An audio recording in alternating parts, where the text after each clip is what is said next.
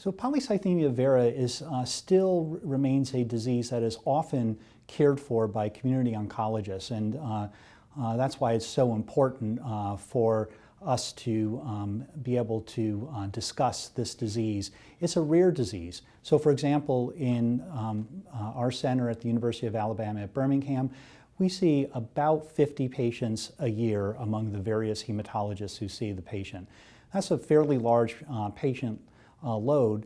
In the community practice, there's probably only a handful of these patients being seen every year. So the quality of life of these patients can be affected by a number of different pathophysiologic mechanisms. So the splenomegaly can cause early satiety and weight loss and abdominal discomfort, pain in the left shoulder that is referred from the enlarging spleen, splenic infarcts that occur over time. Patients can have constitutional symptoms and have fatigue and night sweats, pruritus being very difficult.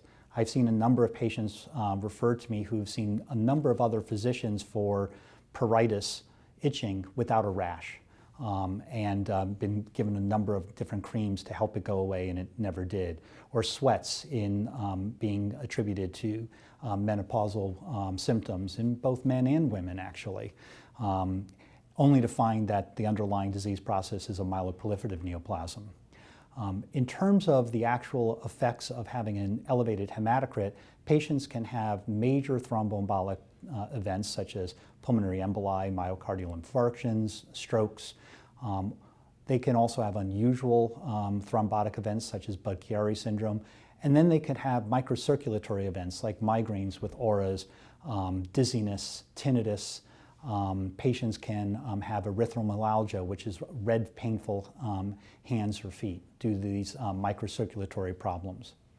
Well, patients can present with any of those findings. Patients can present with findings related to splenomegaly. Patients can present with findings related to their blood counts and specifically thromboembolic events. So for example, in the rare disorder Budd-Chiari syndrome, which is hepatic vein thrombosis, up to 50% of patients have been shown to have the JAK2 V617F mutation at the time of diagnosis of Budd-Chiari syndrome.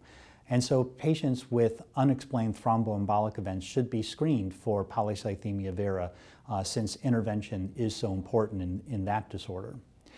Patients may, however, present asymptomatic, and they may have a high hemoglobin or hematocrit that has been recognized on a routine CBC and referred for further evaluation for that reason.